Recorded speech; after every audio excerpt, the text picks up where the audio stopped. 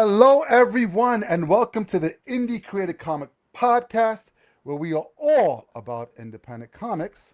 I'm one of your hosts, Angel, with John How's Pepe. it going, Angel? It's going good. Dude, one of these days I'm going to go back to Phil. But John feels so like, I don't know. I can't do it, man. It feels like I need to wash my mouth out with soap. Yeah, Yep. I'm gonna throw out a Phil. I don't care what your brother says.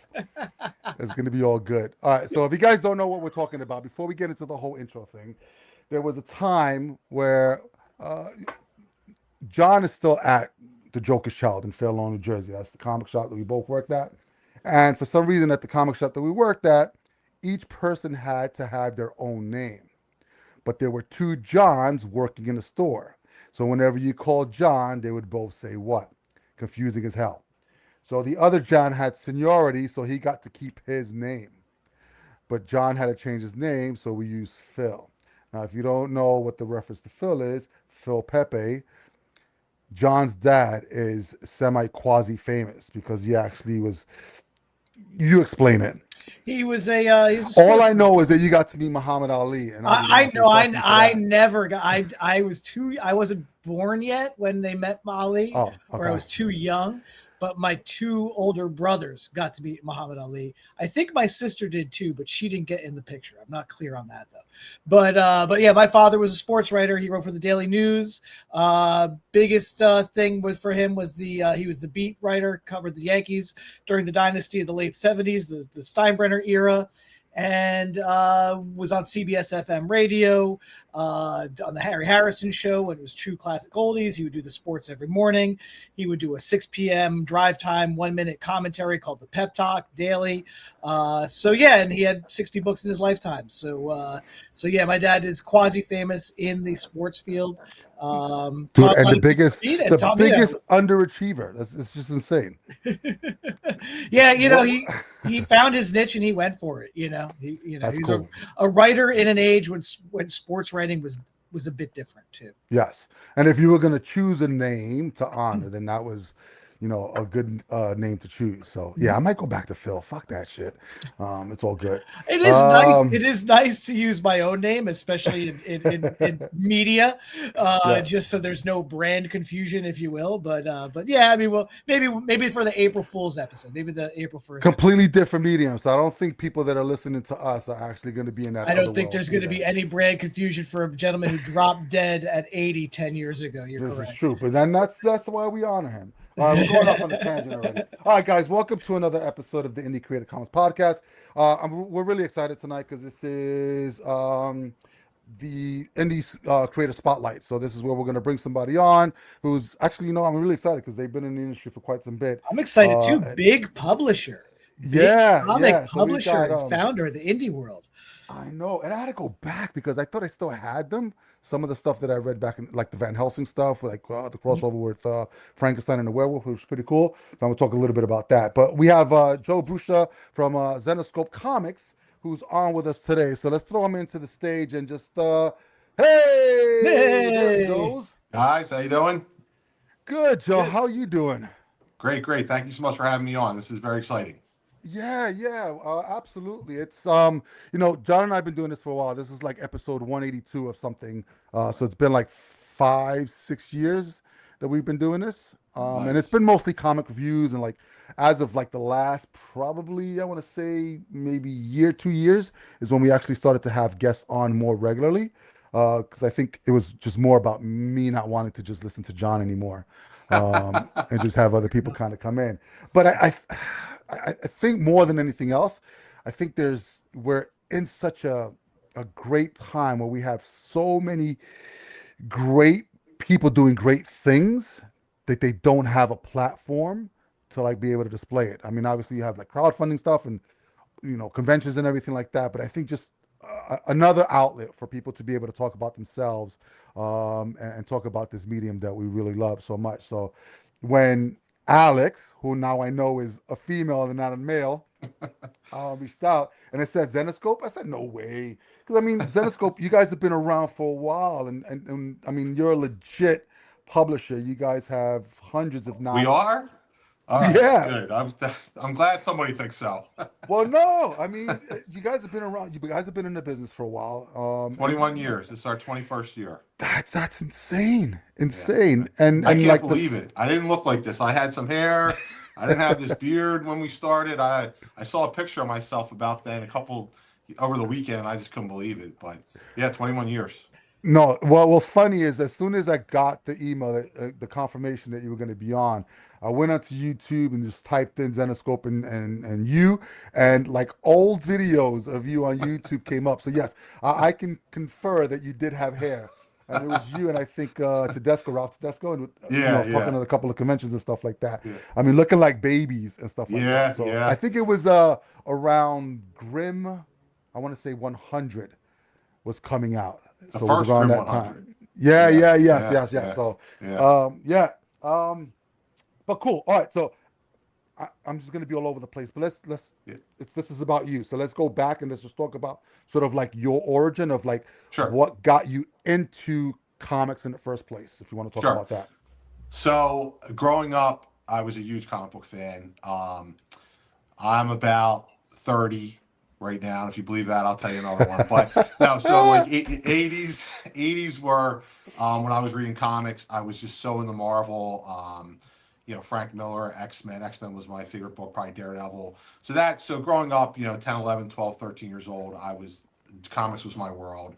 And then, slowly got out of them to a point, but I was always reading comics my whole life. And that movies, obviously I loved all that kind of stuff. I wanted to be a screenwriter, Mm, so mm. as I was growing up, so I started to do that and got nowhere. It's very hard to break into that industry, but I, again, still being in the comics, I saw all these comic book movies that were coming out, not just things like Spider-Man. I think came out around that time, the first X-Men movie before we started the company, but like Road to Perdition and some of the other things. Yeah. Obviously when we started, we weren't going to battle with Spider-Man and Marvel and DC. I don't think we would have gone very far.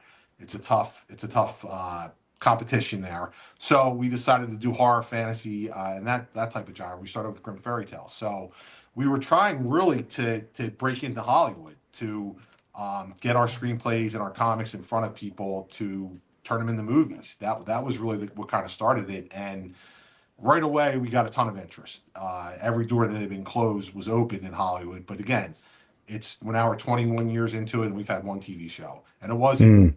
if I may say, I really didn't like it. So it wasn't a great one. So we've probably had I don't know, 40 options. I mean, at one time or another, almost every one of our properties has been in development hell. So, but still, it's allowed us to tell our stories, allowed me really to tell the stories that I want to tell. And obviously, comics is a great medium. It's different from film and TV, and so it's been fun. So I've been able to tell all these stories. I'd love to see them as movies, love to see them as TV series at some point. But in the meantime, comics is what keeps the lights on, and we had to really focus on the comic book world and making sure that you guys probably know it's a tough business. It's very hard. If you're not Marvel, if you're not DC, if you're not Dark Horse, you can get lost really quickly. So, but yeah, that was it. We wanted to be movies. When we first started, we had thought about doing a Stephen King comic. So we approached Stephen King. We actually just I just sent him a letter, and one of his managers got back to us right away and was like, Wow. "Yeah, we were interested," and we hadn't really even published anything yet. So they ended up Did going you? to Marvel, and that's how I think he did the Stand comic with them. So we thought we were all set Ah. right out of the gates. But that's the kind of stuff we want to do, like horror, sci-fi. And when we did Grimm Fairy Tales, we wanted to get a license that we didn't have to pay for. So that's how it started. For whatever reason, it took off really well, and then we just built on it from there. And we've had this whole Grimm universe for 20 years. That's crazy. So what was it like in those like early, like you went from writing, because it's Had no different from fucking idea writing what we were doing. to going into publishing. Like publishing is such a different animal, I swear and to it can God. occupy a lot of the time.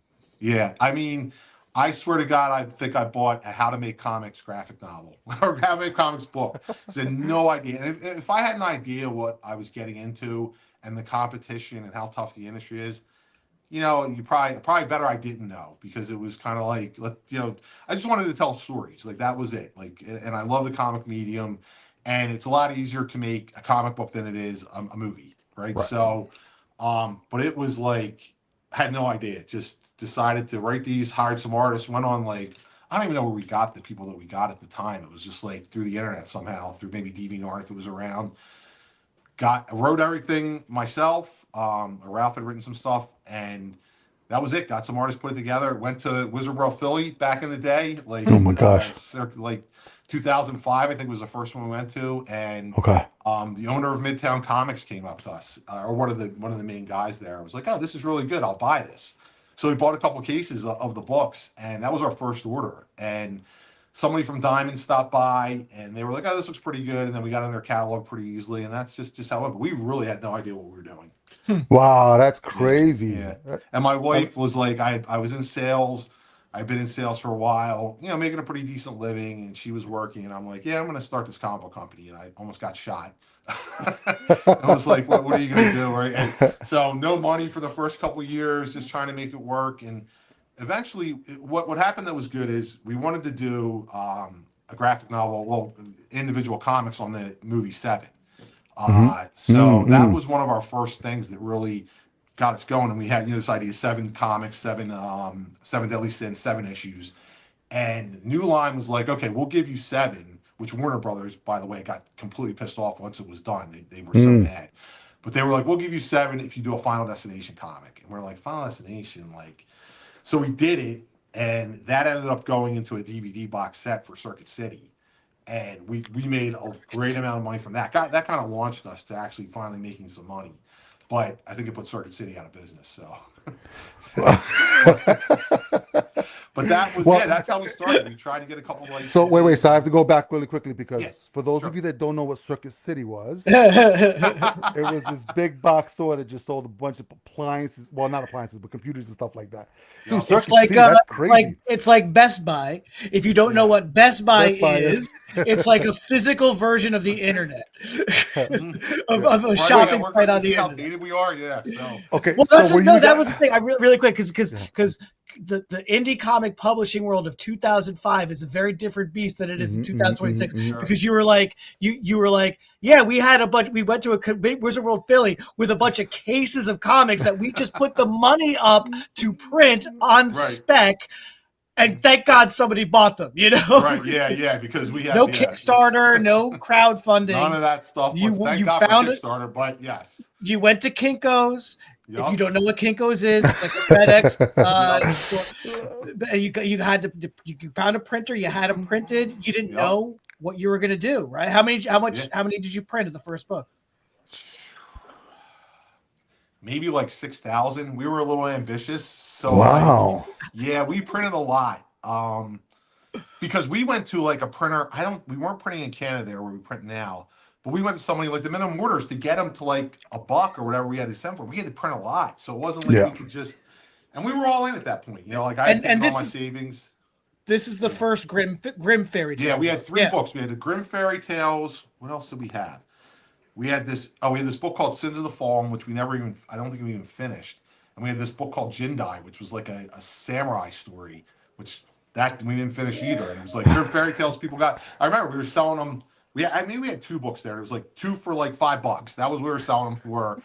Sold a lot, two for $5 back then. And like I said, the biggest thing was getting Midtown right away because they're one of the biggest retailers in Yeah, the that's country, huge.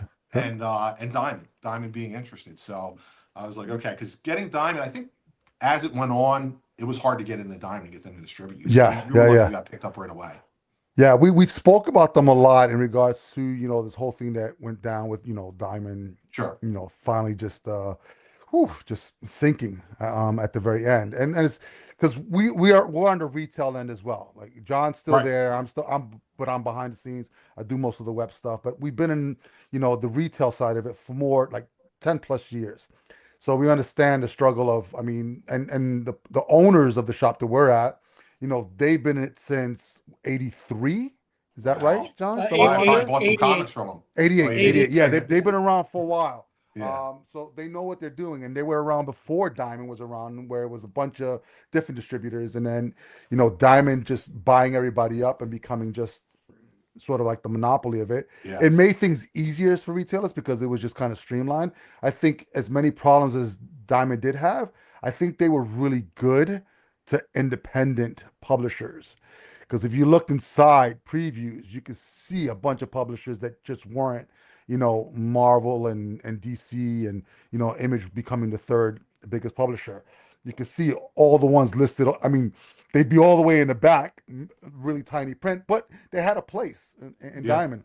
And I Yeah. think with Diamond, being disbanded and now just having Lunar, having PRH, you have the possibility of Universal coming in as well to distribute in the U.S. It's left a lot of the independent small press publishers just out in the wind. For sure. Um, Yeah, and Universal is in the U.S. They're distributing us in the U.S. right now. That's they the only are company okay. that's distributing us. Yeah. So, um, I loved and hated Diamond. So I really, and especially now, I hated them because I felt like we never got enough attention as an independent. That was really, but they were great in the way that they paid, that they promoted your books. You at least had previews out there. Hmm. It's really hurt us that they're gone. It's been a tough. Last year was probably our toughest year ever. It's still tough this year. Universal's starting to ramp up. But like I said, thank God for Kickstarter because we were able to transfer at least some business over to there. We've always had a robust direct to retailer business. When we first started, another reason I hated Dime is when we first started back there 20 years ago, comic shops couldn't get our books even through Diamond, and they Mhm. would be calling us and say, "Hey, I can't get your book. Diamond Mm. isn't restocking it." And I'm like, "Well, we're not going to have that." So I brought in a salesperson and just had them calling stores and restocking orders that way. And we've always done that. But yeah, Diamond Monopoly for sure, but they did a lot of things right. I never had to worry about getting paid. Um, I hope we can. Yeah, I hope Universal steps in and fills that role, or somebody does. Lunar I know is doing a job, but they haven't picked us up. Okay. So they were a necessary evil in some ways, I guess, is a nice way to put it. But you got to have a good distributor. Mhm. Yeah, you do, and a lot of the retailers having to go back to multiple distributors, pain in the ass. But it's I think it's better just competition wise, to be able to keep certain prices down when we're looking at, and a lot of people that just come into the store don't realize that the margins in this market are so tight. They're so tight, and things keep getting even more expensive with things that are going on right now. So not just from the creative end, but all the way up to the retail end, people don't realize how tight the margins are all around. And I think being able to have healthy competition to be able to, increase those margins a little bit is really key. I'm glad you guys got picked up by Universal, and hopefully Lunar will pick you guys up as well.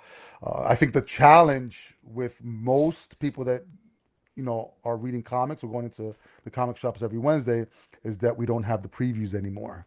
Yeah, And pretty much everyone has their own catalog. And a lot of that stuff has been shifted to just completely online. So, I mean, like Luna has their entire catalog online, which makes it more accessible. But holy crap, when you're trying to download an entire manual, in this day and age, just to take you 3 seconds, sometimes I'm sitting there for 5 minutes.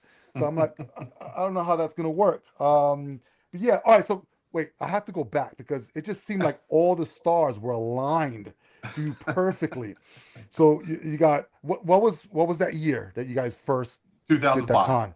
2005. All right. So and then so you got your first book. You're writing. Are you drawing? No, can't Not draw. drawing. Can't draw Okay. well. I mean, I could draw, but nobody would probably buy it.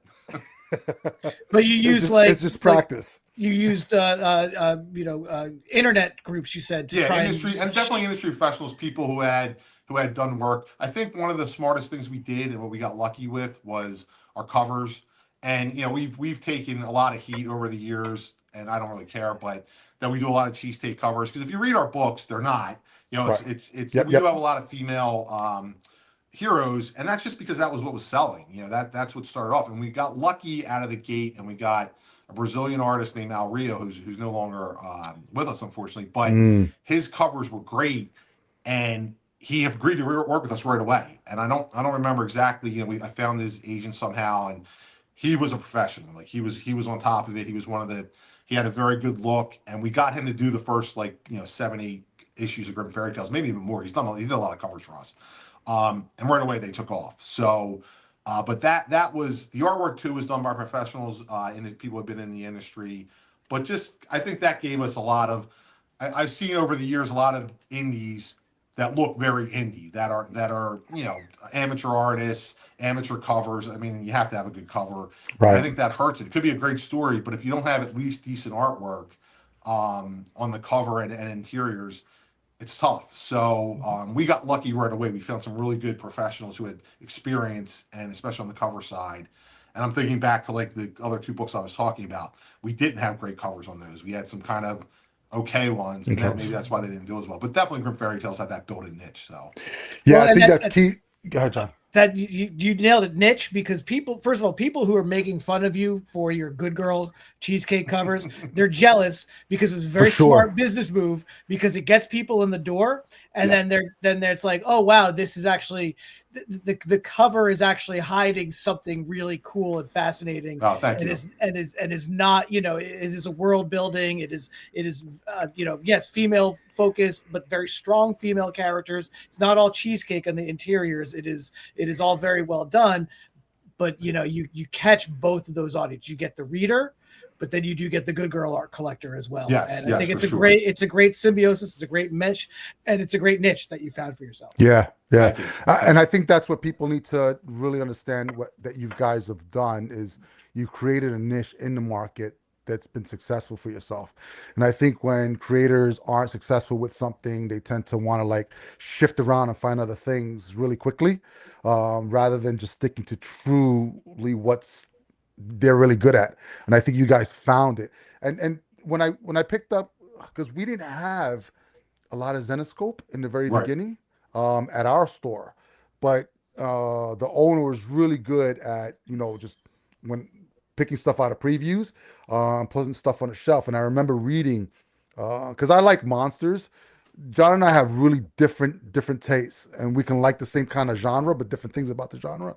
And when I saw the Van Helsing like versus the werewolf, or Van Helsing, I think with the first one I read was the one versus Frankenstein. Yeah. Dude, those are freaking awesome. Thank you. Yeah, and that's what got me into what you guys were doing. I think that was probably one of the first ones that got me into what Zenoscope was about. Um, but I want to go back because I still want to go back. We So, got a lot to go back. yeah. So 2005, Zenoscope already existing or not yet? Like, did you guys were Yeah, you we publishing existed. as We Zenoscope? we we started in like 2004, setting the groundwork, getting the first couple books together. So and what was funny going back to that Stephen King story is we probably contacted him in late 2003 or maybe 2004, and he was on board. And we were smart about it because we got some samples done. Our idea was to um, do the short stories. He had so many good Hmm. short stories. So do those like The Mist. Like I still have pages from The Mist somewhere that actually look kind of like the movie that came out. But that was Oh, the that'd be idea, was to great. do short stories. And his manager was like, okay, so we were talking. He's like, I'm going to come down to Wizard World 2004. I'm going to come down and visit you guys. I'm like, well, fuck, we don't even have a booth. Like, what are we going to do? So I had to put them off. So all that stuff was already in the works. And then early, mid 2005, we actually really launched, and we launched at that Wizard World show with everything ready to go. Wow. So, all right. So, give me the background behind the name Zenoscope. So we looking for a mix of something that is both business and art. So the Zen kind of covers the art stuff, and the scope is the business. And stupid but smart, I guess, was everybody's names AA Comics. There's always a lot of A's, so we went Z. And while we At weren't at the the end. front, a lot of retailers have told me, "Hey, it's at the back. It's the last one, so at least we can find it that way." So yeah, not like a real big story to it, but we just wanted something cool that was kind of bridge both art and business. No, that's good. Who designed the logo? One of my best friends growing up, he did the logo. I don't remember how he did it. Just he was a graphic artist in high school. Now he has his own graphic arts business, and I was just like, hey, you want to do that logo? And he did it. Oh, that's I crazy. That's actually awesome. sketched out a little with my bad drawing. I was like, let's do a dragon. I don't know. I like to think dragons are cool. So he took it from there. I That's want funny. Go ahead, John. I want to talk a little bit about the licensing Sure. stuff that you mentioned. So you had the Seven comic, you had the deal with Final Destination. Most famously, and I think very popular for you guys, was your Charmed season 10 and 11, right? I think is Yep. what you guys did. Yep. People still ask for those to this day. Wow. When it comes to licenses, so I think, did they seek you out for Seven or did you decide I want to We acquire? sought those out, 7 for sure. I Yeah. think we had a list of like of course obviously number one on the list was Lord of the Rings, right? Like there's so much Mm-hmm. backstory and all the stuff that's going on there, and I'm Lord of the Rings is like my favorite thing ever. So like uh that was one we went after. It was also New Line had that property, and the Tolkien estate, they were tough to deal with, and they were like, "There's no way you're getting a license for this." And I don't know if they ever even came out with any other comics other than that one old like Hobbit one. But so we had like a list of like these are the 3 or 4 that are going to move the needle, and 7 was just a passion kind of thing. And they want so much money for licenses, and like you talk about Charmed, and it was like that book should have been everywhere, right? It should have been in the bookstores. It should have been. My wife was like the biggest Charm fan. That's why we went after a license, because she's like, "Why don't you do?" You know, they stopped it, do the next couple seasons. I'm like, oh, "That's a great idea," but we couldn't sell it. Like we couldn't sell it the way it should have been sold to cover the licensing fees. That's why we stopped doing it. And I think companies like Dynamite are that's their bread and butter, right? They're so good. I think they might have picked it up, and I think that's just, but it's tough. So yeah, so we had a hit list to go back to your question, and we didn't get any of them. I don't think because they were too expensive or for whatever reason we couldn't get them, but we got 7, which now that book is, we have one I think case left of the hardcovers, and they sell for like $500 each. Like that book is so Jeez. hard to find and went so well. But yeah, it was, and I was just like right away I was like, licensing, I don't want to do licensing too much because the approval process alone, like Charmed, Shannon Doherty's got to approve it. You know, the other That's girls what I got to wanted to approve ask. it. Yeah. All got to approve it. CBS has got to approve it. And I think the people have a stomach for that want to do it again. Like Dynamite does great. But I just didn't have it. I'm like, I want to tell my own stories. And even if it's a different version of Charmed or whatever it is, I don't need somebody telling me like, you can't make it look like this, right? Because we don't like that. So that's why, and it's very expensive. Licensing is very expensive. Yep. And So was it so just not the writing? It was the art as well they had to it's approve? everything, Yeah. Wow. everything. Yeah, there's likeness of rights they have to approve Yup. and things like that to sign off. Everything. It's crazy. Yeah. That's Everything. crazy. It would take like 3 years to make a book. It was a nightmare. It was a nightmare in a lot of ways. And like I said, I thought that Charmed, you know, there's obviously the comic book shops, which is what we cater to first, but there's the bookstore market and Amazon. Yeah. And like you would think getting in the Barnes and Noble and getting something where Charm should be on the shelf all the time, you know, just it didn't happen the way it should. So it's like, you know, maybe we just didn't do it the right way, I guess. Oh. But it's interesting because you know, a testament I think to how grassroots you guys were even about five years ago, because I think you had the Charmed license in about year 5, right? 2010 or so. I would think, yeah. Because not only were you doing the big comic shows, but I remember you had a table at Chiller Theater Expo. Yes. In Parsippany, New Jersey. Yes. And I believe my wife, who is also a huge Charmed fan, her favorite show, Right. talked to you about the Charmed comics at your table. So so it all kind of comes a little full circle. Yeah. That's the one in Cherry Hill. Where's that one? Parsippany. We did one last year too. We've started doing a couple of those. But yeah, Chiller, I remember that. Me and my wife were there doing it together, I think. Yeah. She was so excited. She, this guy does Charmed comics, and she bought all of them. It was great. So, so now on the flip side of that, because you said you wisely decided, you know, why pay for licenses when there's all this great public domain stuff out there. Now, like your licenses, did you have a list of public domain things that you wanted to play around with, or was it always the Grimm Fairy Tales aesthetic? I think we just went with Grimm Fairy Tales. Yeah.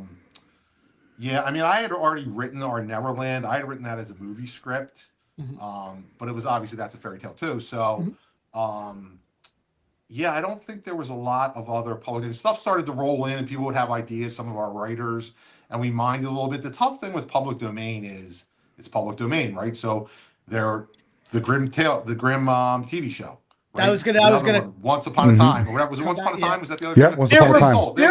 There were 2. There was a show called Grimm. There was a show called Once Upon a Time. There's a whole bunch of movies. Like, it is something that has been very mined. How did that make you feel? Because you weren't the first to do the sort of shared fairy tale universe.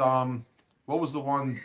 Fables was excellent. Yeah. Fables, Alan Moore, The Lost Girls, which is just dirty but really good. Yeah. But but you guys really were carrying that torch for quite a while. and then here comes NBC and ABC with doing their riffs on it.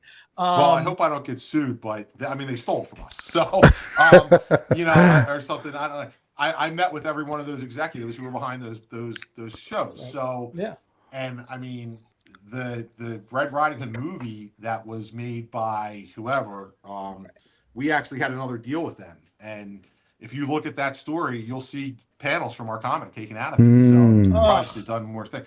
So it was very frustrating at a certain point, especially with the Grimm series, because that was kind of really what our series was. But that's the danger, right, with public domain. And while we probably could have done something on the legal side, at the same time, it's like, Why chase it? Yeah. yeah, and Yeah. it's you have to find somebody who's going to do it. Like we thought about actually. I remember when that Red Riding Hood movie was coming out, we were going to try and get an injunction and stop it. And just whatever our lawyer was at the time didn't have the balls to do it. And he's like, "You got to put up your house," and I'm like, "Fuck it, all right, whatever." But yeah, it's been frustrating. I mean, Hollywood is every nightmare you've heard and all the bad stories, they're all true. Like we're seeing some of this stuff come out in the news right now, but like I've met with everybody and they're just I mean it's just not a fun thing, but we love movies, right? We love movies. At least I did love movies the last couple of years. There has been many good ones in my opinion, but it's a tough business. It's a very small, you would think it's bigger than it is, but it's a tight community. Everybody knows everybody, and yeah, it's part of the thing you got to deal with. Luckily, we've been able to stay in business with the comics, and the movie stuff will come, just like everything else that's happening. Direct to consumer, it's changing, right? Like you're going to be able to do. We did a short Grim Tales of Terror movie last year or 2 years ago. Kickstarted it. It's finishing up. We're going to fulfill that Kickstarter in the next couple of weeks. We just have to really do the DVDs now, and we're going to try and make it into a full movie. But we made it ourselves. We're going to make the full movie ourselves, and we'll see what happens. Awesome. And so then talk a little bit about the small screen then. How did that come about with the Van Helsing? So that was a nightmare. Everything's love it. I wish I could say it wasn't. So we pitch everything to Hollywood. We have an agent, we have a manager. Everything that comes through that we publish goes through the Hollywood system. There's several studios that look at it. So this was a sci-fi deal. I forget how they originally got interested in it, but it's a different take on Van Helsing, right? So they came back to us. Sci-Fi liked it. They wanted a treatment on it. We wrote the treatment. They wanted it different from the comic. We wrote it. And then at the last minute, Sci-Fi tried to screw us. They were like, "We're not gonna pay it." And our managers at the time sucked. They were trying to get producer credits too and get money out of it too, instead of just repping us. So at the 11th hour, they're like, here's the deal, take it or leave it, or we're just going to go make it ourselves. Same thing. They were just basically telling us, we're going to steal your idea, we're going to make it ourselves, and we took the deal, and it was like, they took our treatment. They weren't even going to put our logo on it. Like, we had to fight to get by Zenescope. So it's really a bad, the problem is with Hollywood is everybody wants to be a genius, right? It's everybody's idea. That's why we see all these different versions of, until Marvel made their own movies, they weren't really Marvel movies as much. X-Men was pretty good, but everybody wants to take credit, so they want to change it. So this is the way we're going to do it. We're going to change it. I'm the genius, and that's exactly what happened there. So it is what it is. We made some good money out of it. And the other adage too is, William Goldman famously says about Hollywood and in general, just nobody knows anything. Right. Nobody knows anything. What lie did I tell? That's his book. Great book. But it's true. People lie to you. They'll lie to you right to your face. The people who did that Red Riding Hood movie, they tried to option another project for us. This is how devious it was. It was like, we like this one. Let's do a deal with this one. And it's a huge actor. If I told you his deal, I won't say this. I really don't want to get in trouble. But it's a big actor. Top 5 actor in Hollywood. It was his production company. And they acted like they wanted this property. And so we're like, oh, yeah. And then, we're negotiating. Literally, these negotiations take a year. We had our Wonderland property. It was in negotiations so long that the guy who we thought was going to be great, it was going to be a TV series. The guy who originally licensed it, he left the company within 18 months before the contract could even get done. That's how long it's so frustrating. So they pretended for a year that they wanted this property. And then I saw the announcement, Red Riding Hood movie coming out. I'm like, what the fuck is this? And then I got a hold of the script, and I was like, holy shit. I was like, and I think our manager probably knew at the time, too, and he just didn't care. Or they were involved. So Yeah, so it's what And it did was I the same sell? And production. It was the same production company same coming out with the production movie. company. Yep. It was Yep. like they were like, look over here, Yep. Bait while and they're switch. Look over here. pick Oh, in your we're gonna do pocket. this. I Yeah. remember the meeting. I'll never forget it till I'm old and senile. But they were like, he was like, this is kind of talking about Grimm Fairy Tales. This is kind of stuff we want to do. This is great. We love this. Then they came back for the other property. I'm like, okay, that's a little weird, but you have to trust your managers, and unfortunately, some of them just aren't very good. Yeah, yeah, yeah. So what are have there been any discussions or research on like Netflix or actually going to the streaming services? Like Yeah, look at we're who was it that constantly was it Bendis? It wasn't Bendis. Was it Bendis that sold his catalog That was Mark for Miller. Netflix? And Oh, Mark Mark Miller. Miller, that the Mark, sold his have they catalog. made anything of that? no, he got a lot of money for basically nothing, and that Wait, deal wait, is now wait, because I expired. got so much to say about this. No, yes, his But whole wait, but wait, wait, wait, catalog. wait, wait. But Wait, here's the other thing: is now he's going to be writing Avengers meets Star Wars, so he's fine. He Oh, made a lot of money on yeah, yes, on he that did. He Netflix made a good deal, amount. and he's going to make but even the more. thing was is fuck man. As much as I like a lot of his stuff, like Kick Ass was great. Hit Girl, great. When Netflix bought it, I think their number one mistake was tackling Jupiter's Legacy. That should not have been the first property out there. And I fucking hurt them because Hmm. the stories it's cool, it's all right. It doesn't break any, grounds or anything like that, but it just did not hold up. And then Super Crux was an animated feature. It was okay, but I think they chose the wrong properties that he Yeah, had. I, I mean, I if you're gonna go superhero, I would have went with like Superior because Start it's with that. relatable. You Yep. understand Superman in a fucking wheelchair with the devil giving him a wish and stuff like that. yeah. That I mean, you can make that an R-rated creepy ass movie for Netflix. And then maybe go because I think the budget for Jupiter's Legacy was ridiculous as well. And yeah, I can't. We listen. I hear John your and I pain. pride ourselves on not shitting on anything, Yeah, only yeah, yeah. because we know how difficult it is to get things made. But god damn, just it was a wrong move. I Yeah. He don't care. made out great. He made Yeah, out great. exactly. And I will shit all over big companies like Netflix, Yeah, it was not the Paramount, Yeah. right move. Yeah, well, all it's of too them. many people. Yeah, it's too many people involved. And like I said, a producer once told me, a great story. He said they get the best writer, they get all the best, so they can say if it fails, it's not my fault. But if it goes good, it's my idea, right? Like Yeah, that's the way yeah. it goes. But So we've another talked question. to Okay. everybody. We always have stuff in the works. Like Screen Gems had a horror movie for us, which now is Hmm. kicked back. And we have a pretty good writer, and a pretty big director working on it right now. So you just never know. It's the problem again in Hollywood too. Is like I said, people stay at one place for a year. So if somebody comes in and buys it, if they're gone and the new regime doesn't want it, it gets kicked out. So Yeah. we're more focused on becoming our own production house slowly, doing a lot more stuff on YouTube. We've got a YouTube series will come out later this year that is going to be called Story Time with Sela, which will have, it'll be a comic, motion comic, but it'll have live intros.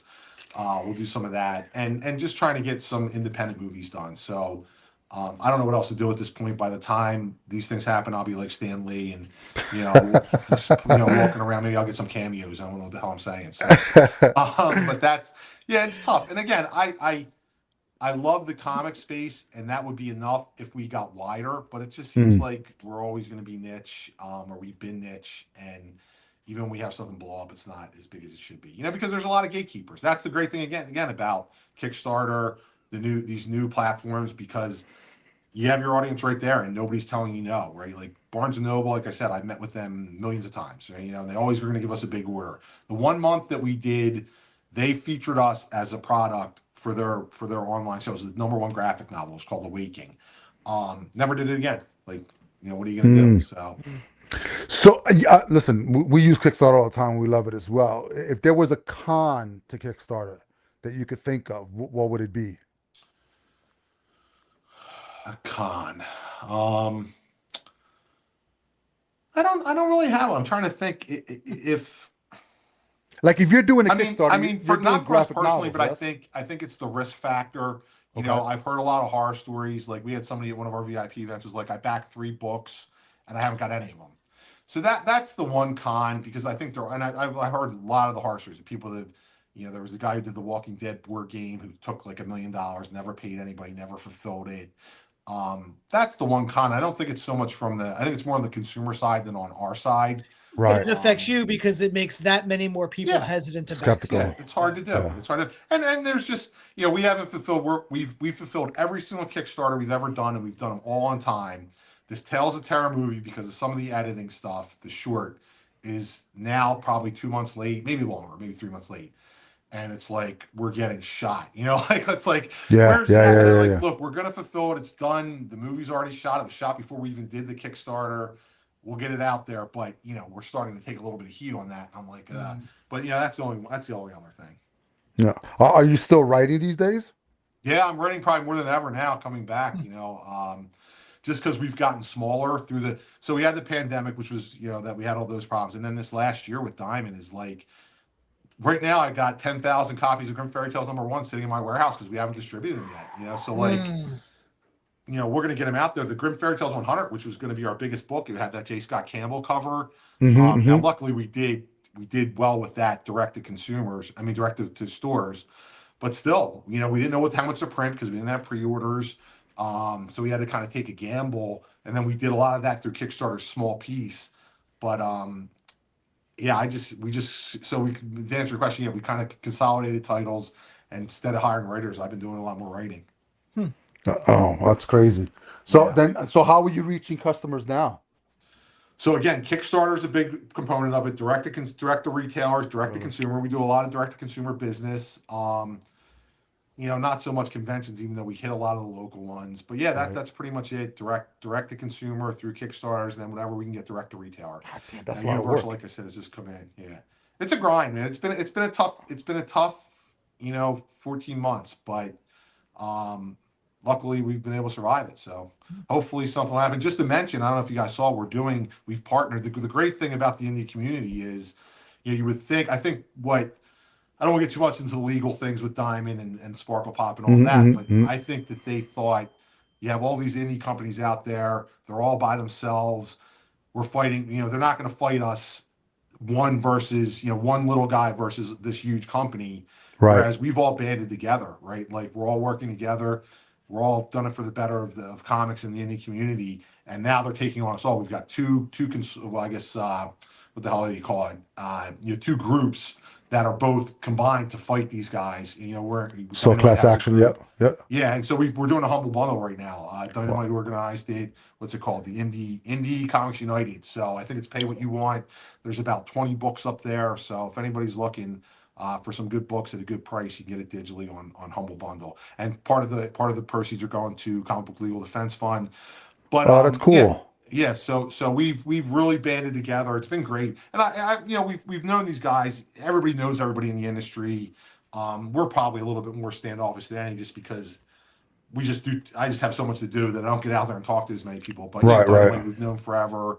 Other guys at these companies, and we've all come together, and we're trying to fight this. At least get our stock back, which is being ransomed at the Diamond Warehouse. Still, there's $50 million worth of stock there that It's they think crazy. they own. Yeah. Yeah. um, Yeah. so, but it's good. But there's a couple things we're doing. We're trying to get a crowdfunding book together. I don't know if it's going to happen. That we were going to run on Zoop, but we'll see what happens there. Oh, cool. Now, go ahead, John. I know you have a question. So what are the plans for this new volume of Grimm Fairy Tales #1? What's Right. where you said that you have them, but they're not out yet. They're going to be heating my house in the fireplace if I have to. If I have to do, so I have the money. I'm hoping that Universal will get them out to most of the U.S. distributors, U.S. retailers. I mean, and if not, we'll just keep selling them. We'll just keep trying to get them direct. We gave Universal a little bit of time, and if not, we'll come back to Kickstarter and put them on Kickstarter and see what happens. All right. So Yeah. Well, I mean, this is like probably the perfect day and age because there's so many outlets yeah, that are out there to reach people, which is great. But have you guys ever thought about? Because I know, especially with the small press and indie publishers and stuff like that, they got lost with the entire mix. And Lunar has taken on some, but I think they're not at the capacity that Diamond was. So no, they're big, but not. I mean, their main client is DC. yes, And then they brought on Image, and then they have a couple of small guys as well. And I think one of the things that I saw out there that was really cool was Massive, who used to be Whatnot. Comics have made like a massive indies sub distribution label. So they're taking on smaller publishers and sub distributing under the massive indies label, allowing these guys to have an opportunity to be distributed. Have you guys ever thought about doing something like that? We've thought about it. It's a whole nother business. That's the thing. It's a little bit, and to be honest with you, so I've been running this company for 21 years. Hmm. I never wanted to run a comic book company. Like I want to be a writer, I want to be a creator, and it's just comes with the comes with the territory. Yeah. So it's like we've actually, like I said, kind of shrunken things and got a little smaller just to get through this. Um, yeah, I don't know, and I don't know why Lunar won't pick us up. They don't like us. It's kind of interesting to me. I I I don't know know. I some don't think it's alike. I think they honestly can't handle Right. volume. Yeah. They can't handle we the saw them volume. at Comics Pro last week, and the understanding that I got is there's a little bit of whatever there. So whatever, it's again the covers. So hey, it is what it is. Ah. I'm not begging anybody, right? Like I've been in this too long. I would never beg anybody to begin with. You want to Yeah, carry yeah. us, do it. If you don't, that's on you. I So wonder. I wonder if it's the DC connection because DC did the comic book of the show Grimm. I wonder if maybe, that still maybe. sits in Again, it goes someone's back to craw. gatekeepers. Like, why would you? Right. I've always said comics. One of the things that is, I come from a sales background. Um, I think, in my personal opinion, there's too much Marvel, there's too much DC. It look, it, you know, it just, there's just too much and waters down the market. The top cream doesn't rise to the top of those titles. They have a lot of titles that just, I think the industry would be much healthier if there was less Marvel, less DC, and more quality indies, right? And if Hmm. you walk into a comic shop, you want some of that, right? You want we need new people walking in the comic shops, right? We need the new things. We need fantasy. We need horror. It can't always be Spider-Man. I've been saying this since day one. And I'm preaching to the choir, I'm sure, but it's the way it's going to be. You know what I mean? And Right. it's tough. So, Yeah, until you have an actual distribution company that is just that market, it's probably not going to happen yep, because yep, you're looking at, Penguin is Marvel and Lunar is DC, and yep. those are going to be their top clients, and everybody underneath them is just going to be whatever it is. I wish there was somebody who had the capital and the balls to just be like, hey, we're gonna just create another distribution company that's gonna be just creator owned. Yeah, That's it. yeah, I yeah, wish there was times that we were talking, John and I, was like, fuck, if Robert Kirkman, because he's one of these guys that he loves the freaking medium, like he's in it for the right reasons, yeah. and he's done some really great deals, and he's done great with whatever he's can. I wish he would just take it by the reins and say, you know what, we're gonna shift Image out. And we're going to start a distribution company chain as well for just creator owned. It just doesn't have Yep. to be just Image. It can be all these freaking titles underneath and I think that's a great see what idea. happens there. Yeah. He's got the money probably too at this point. Fuck, he won't listen to me. I'm like, Robert, just fucking do it already. Just we're waiting. So we just got to 'Cause keep playing the lottery. Well, that's what we're doing, right? Like it's like so Walking Dead comes out and now he's, all that, yeah, that's where that's what I remember having conversations about The Walking Dead Yeah, and yeah. Grimm Fairy Tales and in these producer movie meetings and all of this stuff. And it's like, obviously that was a huge hit and it doesn't happen over every day. But look, that happens and those books are no longer really independent or, created they're mainstream. So that's been our plan all along. Eventually something's gonna hit. Like I said, I just hope that I'm not any more gray or can't go more bald, I guess. I mean I shave my head, so I do have some hair, but it'll Yeah. happen someday. My kids will But benefit from it, hopefully. but if you do wind up going the Stan Lee route, that hair will just magically come back. Oh yeah, yeah. I just hope they don't take my blood like they did to that poor guy. Oh No, God. just be ready to do a bunch of cameos in Yeah, whatever yeah, movies you yeah. produce. The only positive that I can see, like I know the Hollywood stuff, but I mean Netflix moving over to the East Coast now, and so is Paramount moving over to the East Coast. Maybe there'll be more opportunities for you guys Yeah, there, which would be awesome. But all right, so yeah. you said you're still doing conventions, yes? Yeah. We just did ZoloCon this weekend, which was up here near us. Not as many. I mean, we'll do obviously Philly, which the cons have changed so much too. We do San Diego, we need New York. It's just I loved, 12 years ago or whatever. When Wizard World was good, it was good, right? Mm, Like when these mm, shows were good, when you had comic book fans coming in, and I could just go, "Hey, this is the book," and it was a comic book fan, and they would buy it, right? Because they wanted a comic. right. Now it's like because of the movies, I think, and because of everything that's happened, it's not comic book people coming into that point. It's more Right. pop culture or whatever. They don't know what they want, and so you have to educate them a little bit. It's a little bit harder, which is fine. But I also Yeah. just don't think they want to read comics. They don't want to. Not many people want to read comics. I feel like it's certain, or there's a certain, I don't know what it is. There's just people who just don't want to read it. And just like, Well, so, there's a couple. It's a double-edged sword, right? We got to a place where the thing that we loved the most growing up is now actually on screen.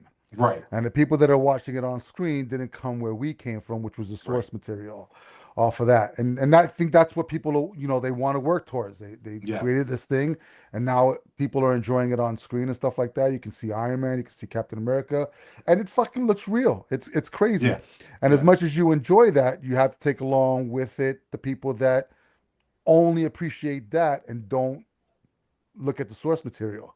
yep, But you said less Marvel, less DC, and I think what DC has done smartly is that absolute line. Because what we've seen in stores is a rejuvenation of new traffic coming in, of something that's completely different from what a normal Batman book would be and stuff like that. So I think that's what the industry needs, is sort of that shakeup. And we spoke about this like 2 weeks ago. I asked John. I said, "What's the last indie property that you can think of that is held true now to this date and will continue to the future?" So we said currently we talked about Walking Dead and we talked about Invincible. Two biggest things in like the last maybe 5 or so years, 10 years, or whatever it is. But then the question was, all right, in 20 years, is anybody going to know what Walking Dead is? right, Does it have the sustainability? right, Maybe, like I think people know Invincible, but not enough. It's not mainstream enough. I think it's really grown up because if you've watched the Amazon animation, it's fucking bloody as hell. So it's not meant for little kids. right. And the only thing that we could think of was what, John? Ninja Turtles. Turtles. Yeah. Turtles was the last thing. And that was what, 80 something? 80, Yep, 84 yep, for the yep, comic, yep, 86, 87 for the cartoon. And we had how many And movies, how many renditions, yeah, how many different comics, and that was a black and white fucking print off of yep. Kinko's yeah. comic that they sold. Yeah, And I understand that the age that we're in now is different. We're fighting against social media, we're fighting against the internet, we're fighting against on demand. Like yep, when we were growing up, it was running home, and if you missed that fucking 4 o'clock timeline, you missed your show. Mhm. There yep, was no rewind. You waited like 2 years for resyndication and stuff like that. yep. It was We talk crazy. about And, it all and the now time. everything's at your fingertips. Well, it's Yeah, funny. I mean, I would say like Turtles has that thing as a concept that Batman has. It's malleable. The malleability of it. 'Cause Turtles could be for kids, and Turtles could be bloody violent for adults. yep, Batman could be very kid friendly. Batman could be dark and be Rob Bat and Bat with all just red lighting and blurry camera shots and stuff. Whatever. It could be whatever you want the market or the market wants it to be. And along those lines, I think that what you're doing, with Wonderland and with Grimm's Fairy Tales, those are also perennial, long-lasting concepts and ideas Mm, mm. because they are also malleable. Granted, you didn't create them hundreds of years ago, but you're getting in on that malleability and making them for what you feel the audience wants them to be. And so I think it's a really good way, to go about doing what you're doing, is to find something that everybody knows and then put your creative stamp and spin on it. I think it's very cool. Have you thank guys you. ever Yeah. thought about doing a book for a younger market? We've done, and it was one of the funny things is we had a all ages imprint called Silver Mm, Dragon Books, Yeah, I was going to and mention is that. Yeah. this yeah this goes back to kind of what I was talking about gatekeepers and just, and again, I was in sales, but I don't want to do sales, and I don't want to, like, I'm a creator. I feel like, but we did a book on Discovery Channel's Shark Week. We did 3 books actually. mm, So mm. top 10 deadliest sharks in production with Discovery Channel. Book was, I mean, greatly reviewed. Teachers were using it. Um, I wrote it, so I was very proud of it, and I learned so much about. I always loved sharks, but I worked with shark experts and all that stuff to do it. Nobody picked it up. Like, Walmart picked it Mm. up. They had it in the store for like 2 weeks, and then they shipped us back 50,000 of them, right, or whatever. Um, Barnes and Noble never picked it up. None of Mm. the other bookstores. It was on Amazon. So like Discovery Channel, Shark Week, Top 10 Deadliest Sharks. What more? Kids love sharks. We did a dinosaur book Right. with them. So that frustrated me. But we have done some all ages books. We have a couple actually in the can that we'll put out on Kickstarter eventually.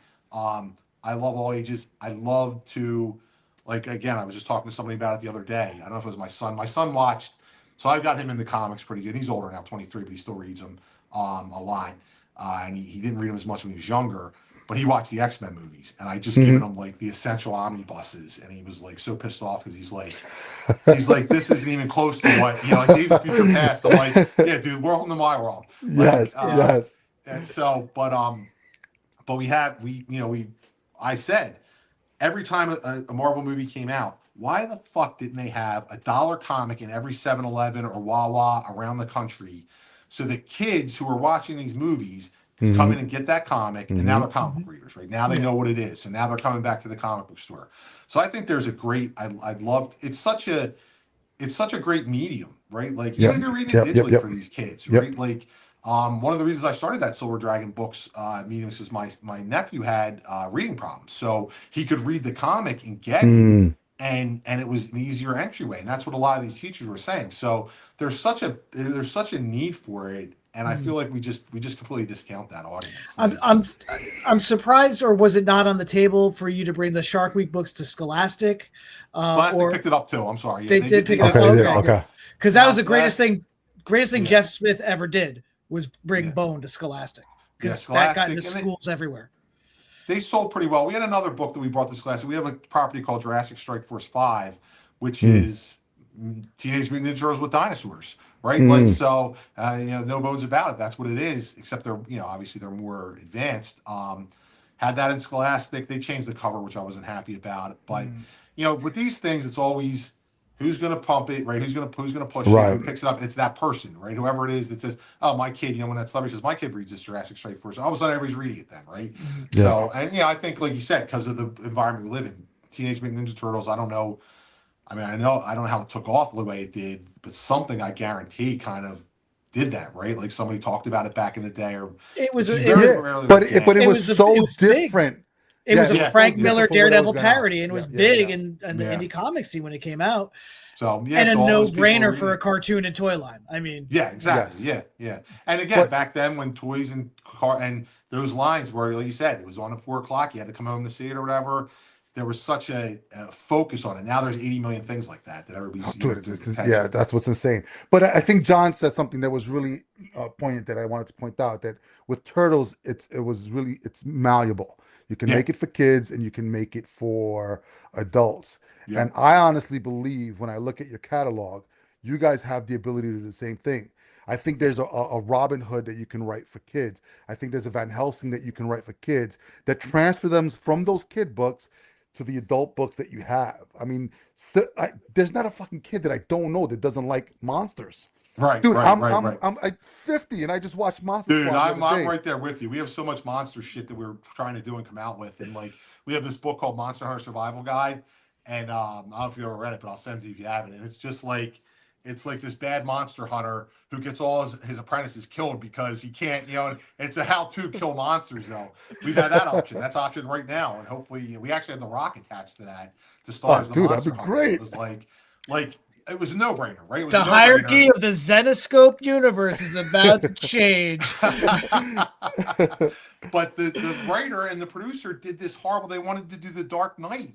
That was the way he told the writer, and I got this treatment. And I'm like, and it was Simon Kinberg, the guy who's produced all these. He was the head producer. He wasn't the guy who did that. But I'm like, this is no brainer. The Rock actually tweeted out boots to monsters' asses, like, and he was going to be Monster Hunter, and they fucking blew it. Somehow they fucking blew that. Like, this is a no Oh, dude, brainer. I would have saw that. Oh, I know. Of course, everybody would have. But that's the So thing, yeah. and So that's the thing with like Hollywood, right? They're gonna write the coattails of whatever's popular at the yep. moment. Yep. And if your stuff doesn't fit in it, if it's a square, they're gonna try to fit it into a fucking Yep. triangle or whatever it is, which Yep. is crazy. Yep. You gotta buy it at a time, and unfortunately, that's what it is. I mean, you gotta Yep. be Sylvester Stallone back in the Rocky days, where you Yep. gotta hold out for what it is that you I believe in know. is gonna work. And I think that's what we're missing right now. Where that's a long gap from 80 whatever to 2026 that we really haven't had anything that's been a cultural phenomenon from an indie standpoint of view. We've had like these pop-ups, but that longevity is what's missing. And I don't know if it's a combination of like all this distraction stuff, but I think there needs to be an idea out there that I think, like John said, malleable for like all ages to like Yeah. fucking that goes through. I honestly believe you guys have a catalog that can work really well for We've that. talked about it. We've actually had some designs done for the kids stuff. We did a Halloween show, like convention Halloween. I think it was more of a business to business one, and we did all this stuff to try and get it in there. We have it somewhere.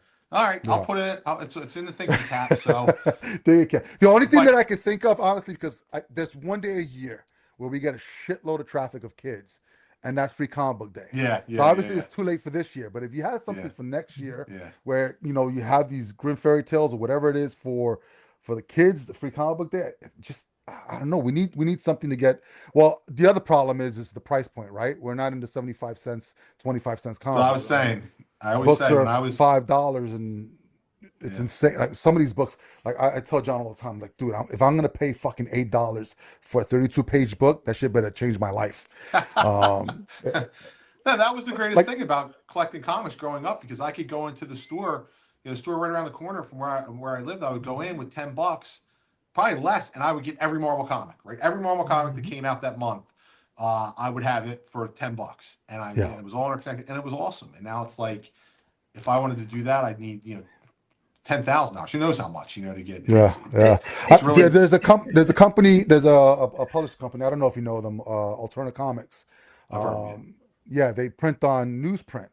yeah Which is great because it allows the price point to come down a lot. Like there was some comic books for like I think 99 cents at one point because it was so cheap. The only problem is you have to print 10,000 copies in order to get the price that low. I don't need a house full of freaking comics that I can't fucking sell and shit like that. I've So done there's that. Yeah, I know But how I mean that is. the quality's definitely gotten a lot better, but I don't think we need these are supposed to be disposable. They're supposed to be just, Right. pick up, just read, throw it in there, put it in the Yep. back pocket and stuff like that. We spoke about this whole secondary market of fucking people that just drive us crazy, that are killing that portion of the industry. I mean, I get it, but it sucks. Well, Angel, it's Well, funny. At the top of the show, you said something interesting about how, like, when we were kids, all we really wanted was to see, the comic books that we read on the big screen. We wanted that, we wanted to see the live Mm-hmm. action movies and the legitimacy of the hobby. What was our justification as a kid? Oh, these are going to be worth something someday. That's why I'm getting these, right? Yeah, Everything that we wanted as a kid to legitimize comics has absolutely fucking ruined comics to some right. certain Be degree, careful what you unfortunately. wish for, Be right? yeah, careful what you yeah, wish for. Yeah. yeah, I mean, I was saying it absolutely. for years. Get a couple movies, and when those Avengers movies came out and Iron Man, I was like, this is going to be great. And I don't think it's been great the way I thought it would be, and I wanted it to.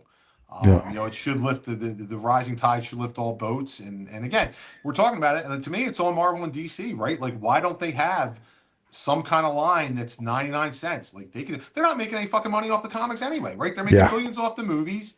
yeah, So, but they don't care, right? It's a The only one that comes corporate. close is Image with their Image First. They'll Yeah, reprint their first issues for $1. that's good. But they do that every couple of years. It's not even a yeah, consistent yeah. thing. Right. Yeah, it's just shaking things up. I mean, listen, uh, I'm speaking to you, Robert Kirkman, again. I mean, like the whole Energon verse is a smart thing, right? I mean, obviously, when we're talking about small press stuff, we're not talking about he's buying up licenses, but I think buying up Transformers, buying up GI Joe, but then making his own thing on top of that mixes into that world is genius because it's not just Transformers and GI Joe. It's Transformers, GI Joe, Void Rivals. 100% Kirkman. Now bringing in Mask into that world, and then allowing him to probably even bring in more stuff that he can create that's not that is really cool. So that's expanding that whole universe over there. And I think we need more pockets of that, and we have the room for it. And it's just real estate and shops. If we look at brick and mortar, we're not at the numbers that we were in the 80s. Yeah. Obviously, we dwindled down a bunch. And they're if in order for them to survive, yes, they're not just comic book shops anymore. They're more like Yeah, pop you gotta have culture the shops. gaming, you gotta have the cards, you gotta have everything. However, I will have to like even if you go into Midtown Comics, it's 2 floors, Yeah. but their back issue bin is shit because it's all statues and whatever else that I can sell that's not comics. The new Right. comic week, like the Wednesday War, fucking huge as shit. They have everything. I will say that they're like a champion for independence. So if you Sure. actually walk in with stuff, they'll talk to you and they may even do some kind of commissions with you and stuff like that. There. So yeah. Our shop, dude, it's 95% comics and then the other stuff that you have to get in there. It's And I tough. think, yeah, it is. And then you walk Yeah. into other comic shops, and it's like they have one long box of comics, and then everything else is pop culture, but they're a Yeah. comic shop. So there's this disparity just all over the place. I know some shops that don't even buy new books anymore. They're just back issue bin stuff. Like, how do you survive? My I've thing. been in. I did a signing at a store, a mall store near us on a Saturday, and I mean, I don't know how they're in business because 10 people came in the store. I think it was just. I was just amazed. I mean, it's just not. It's just. Again, I feel like this is such a cool. I mean, it's everything for kids. It should be, right? But Yep, we've just yep, got so many specials. Like, you go into the store, like that was it when I was 12 years old. Going to the comic store. Like what else yeah. what was better? Nothing, right? Like so, like there's none of that. I mean, I know there's video games, but there's video games then too. Yes. There was other stuff. I don't know. It's. But I I think I I think got you're right listen. about the price point. That's a big part of it. Oh, You big know. time. Yeah, I Yeah. mean $5 for. I mean the lowest we can find now.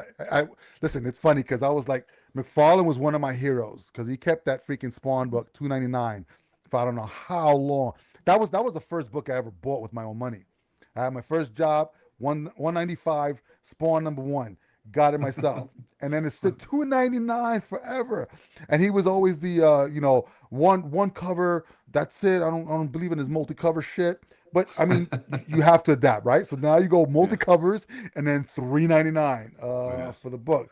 It's times change, but 3.99, $4 for a kid who's getting, if they're getting allowance of 20 Yeah. bucks a Yeah. week. No Is that four allowance. books? Right. And you got to have Man, your phone. You got to have all this other stuff that costs money. And your parents, it's crazy. oh, it's insane. So yeah, Yeah. so we have different challenges now than we had back then. But I John and I love the medium a Yeah. lot. It's that's what I said. I love it. It's a tremendous medium. It's got so much. It's awesome. But you gotta get that new blood in there somehow. Yeah. So, and that's what we're always talking about. So how do you get that next generation? Because if we don't get that next generation, then it's going to die with us Stan Lees. Yeah. Because we're getting up there. I'm going to read comics till I'm in my till I have cataracts. I have to Right. like Right. Right. squint and Right. Right. still, or if they I'll make have to check comics out in this. Braille. Yeah. I'll have to check out the DC Absolute line because I haven't. The last time they wrote me in was a DC 52, and I was loving the Aquaman book, and then they went crazy with crossovers and all this shit, and I was like, I'm out. Yeah. I'm done. So I'll tell you this right now. So this is one of the things that I hope that DC does not do is what they did with New 52, which is a shitload of books everywhere. They just kind of watered everything down. You have a core group of books with DC Absolute. I have to tell you right now, listen, we read a ton of shit every week, and we mostly we're just indie reviews. That's it, just small press, whatever it is. But we still read the big two. Not a big Marvel person. Some of the Punisher stuff that's come out lately has been pretty cool, but the Absolute line is the only thing that out of the big two that has made me step back and say, "Fuck."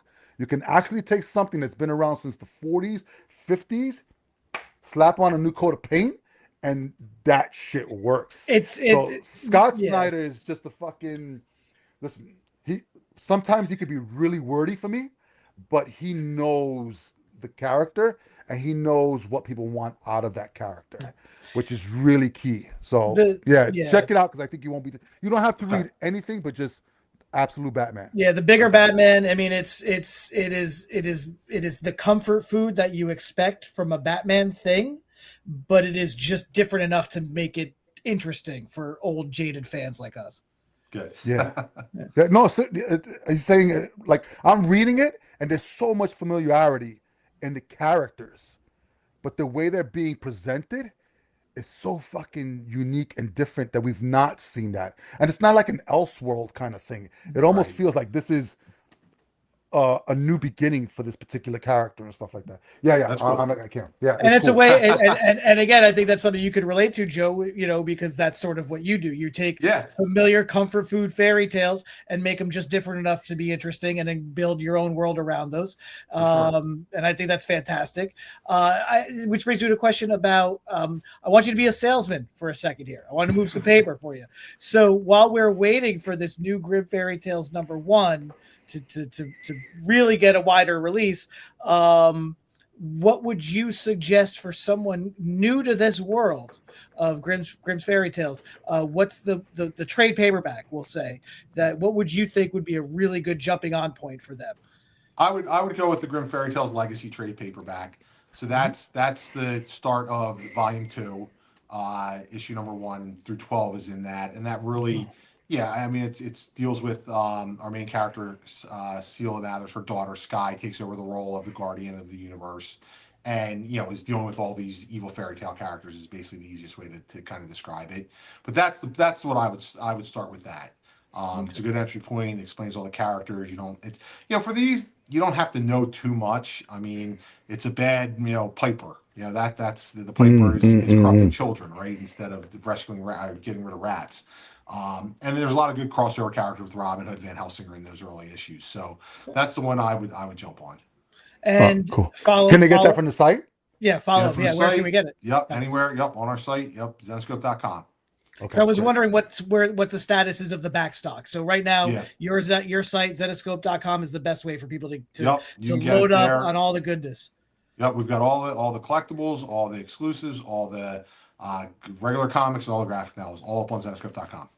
All right, awesome. And then this new Grimm Fairy Tales, what volume is this going to be? So this is going to be volume 3. So in Grimm Fairy Tales 100, which again was supposed to be our biggest book in years, double sized. It basically puts an end to the Grimm universe. There's Okay. different worlds. So there's Neverland, there's Wonderland, there's Oz, and then there's Mist. Those are the four other universes outside of Earth, and that's what Sela she guards against. She guards against those evil people coming in, fairy tales coming in from those realms, or protects them, and all of those were destroyed. So in Grimm 100, not to give too much away, but Father Time got a little bit pissed off and came down, and the arc is called Once Upon the End of Time. So Oh, that nice. culminates in Grimm 100, and then it's rebuilt. He rebuilds the world a little bit, but it's just Earth at this point that we know of, and all of the monsters. Angel, you'll love this because it's all of the kind of the monsters that we've grown up fearing are a little bit more integrated and aware in the world. So Oh, people know that nice. they're there. So Very so cool. somebody's got to protect the regular people from them, and that's where Grimm one #1 Volume 3 will pick up. Very good. Oh, I'm hooked. I need. That'd be great. All right, cool. Yeah, we're getting towards the end here. It's almost midnight. Joe, this has been absolutely fantastic, bro. There's Yeah. so much that I want to just pick your brain on. We'd love to have you back and stuff like that, Definitely, yeah. I especially. appreciate you guys having me on. If there's two things I wanted to mention, if it's cool, Yeah, yeah, go, because go we're for talking it. about Kickstarter, we have a Kickstarter launching tomorrow. Okay, You're gonna love it. It's called Myths and Monsters. So nice. it's the first appearance of Zenescope Sandman, completely different from any other Sandman out there. It's also the first appearance of a duo that I'm super excited about called Jinx and Stitches. Stitches is an evil clown who's can't die, and no matter what you do, he can be put back together again, kind of like Humpty Dumpty. So it's 3 short stories in one issue. Again, it's Myths and Monsters. It's the winter edition. We were putting those out quarterly through the comic shops, but Yeah. they were doing so now we're turning to Kickstarter. So that'll launch tomorrow. Tomorrow, And okay. then what else did I want to tell you about? Oh, and then in the 13th, we have a Tales of Terror Kickstarter going too. Cool. 13 days, 13 stories. There's 13 issues in every Grimm Tales of Terror that we do. So it's again same kind of thing. We didn't get them all out in stores. Some of them were released. A couple of them are sold out actually, and we're just trying to get the ones that didn't get out to the public out there on Kickstarter.